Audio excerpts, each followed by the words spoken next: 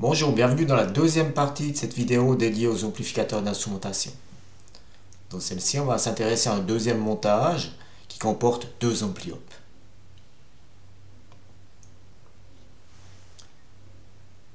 Le montage de ce deuxième circuit est le suivant. On va retrouver deux ampli-op.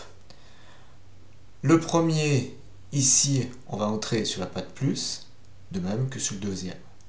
On aura une contre-réaction ici sur le premier montage et on a ici une liaison avec la tension de référence qui est là. Pour le deuxième montage, on a aussi notre contraction qui est là et on a une liaison avec la sortie du premier montage. Donc les deux montages sont liés. Pour que ceci fonctionne de manière correcte, il faut que les deux résistances R1' et R1 soient identiques et les résistances R2' et R2 soient aussi identiques. Voilà, donc comme on l'a vu, on a deux fois des contractions. Donc on va avoir, pour autant qu'on soit dans les ondes linéaires des ampli-op, 0 volt de différence entre les pattes plus et moins. Donc sur l'ampli-op ici, on a le potentiel U1 sur la patte plus, donc on va le retrouver sur la patte moins, donc on va le retrouver ici. Sur le deuxième ampli-op, on a le potentiel U2 ici, donc on va le retrouver ici. Pour analyser ce montage-là, on va l'analyser en deux parties. On va le couper ici et on va déterminer le potentiel UA et ensuite se baser sur le potentiel UA pour analyser le deuxième montage. L'hypothèse de travail, ça va être de dire que U2 est plus grand que UA et UA est plus grand que UA et UA est plus grand que UF. Premier point, la tension sur la résistance R2, on va avoir sur le haut le potentiel UA, sur le bas le potentiel URF, donc la différence entre les deux, UR2 sera égale à U1 moins UF. Une fois qu'on a la tension sur cette résistance, on va pouvoir calculer le courant qui circule dans cette résistance numéro 2, et ce courant sera le même de la résistance numéro 1. Pour le calculer, on utilise l'ordome, donc UR2 sur R2. Une fois qu'on a ce courant, et on a le courant IR1, on va pouvoir calculer la tension sur la résistance numéro 1, qui vaudra R1 fois IR1. Et ça nous permettra de calculer le potentiel UA, qui sera égal au potentiel UA plus UR1. Voilà, on a analysé le premier montage, maintenant on va analyser le deuxième, de la même façon. On va pouvoir calculer le courant IR1', qui sera égal à la tension UR1' divisé par R1, et cette tension UR1' sera égale au potentiel U2 moins le potentiel UA. Donc on a U2 moins UA sur R1' pour calculer le courant. Ce courant IR1' va venir de la résistance R2', donc on a IR2' qui est égal à IR1'.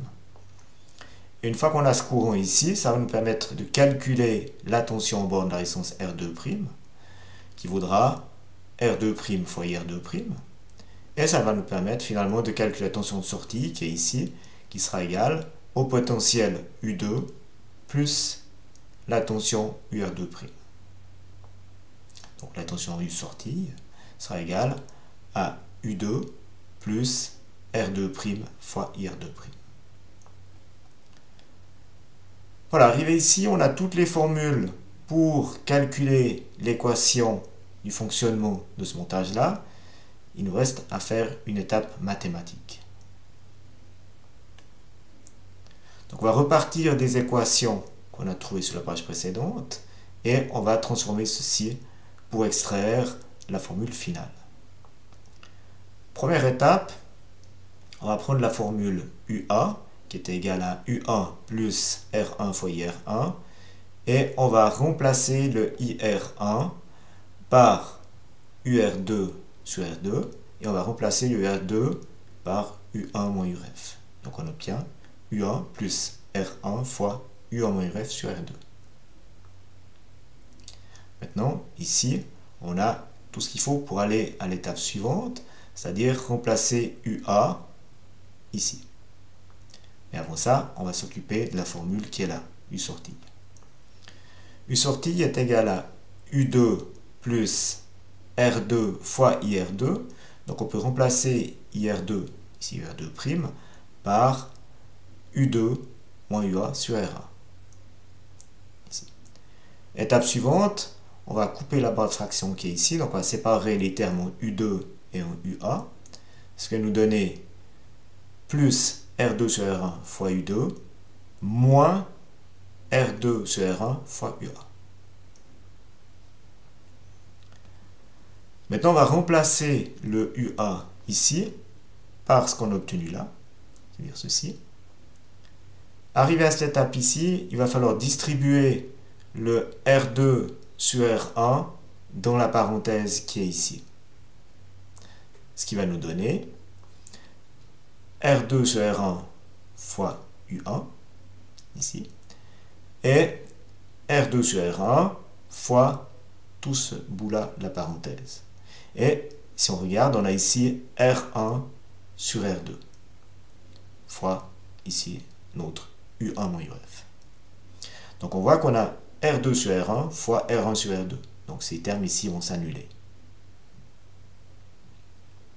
Voilà, maintenant si on remet ensemble les termes communs, on a ici R2 sur R1, R2 sur R1 qu'on peut mettre en évidence ici.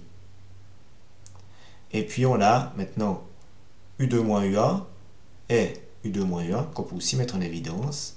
Et on obtient U2 moins UA fois 1 plus R2 sur R1 plus UF. On est arrivé au terme de la résolution mathématique. On peut maintenant mettre ici notre formule qu'on a déterminée mathématiquement. Donc on a la formule qui est liée au fonctionnement de ce montage ici. Donc U2 moins U1 fois le gain. Ce gain vaut 1 plus R2 sur R1 et on additionne la tension de référence qui est ici. Donc on voit bien qu'on fait la différence entre les deux tensions d'entrée, qu'on multiplie par le gain du montage et qu'on additionne la tension de référence. Ce montage a de meilleures performances que le premier.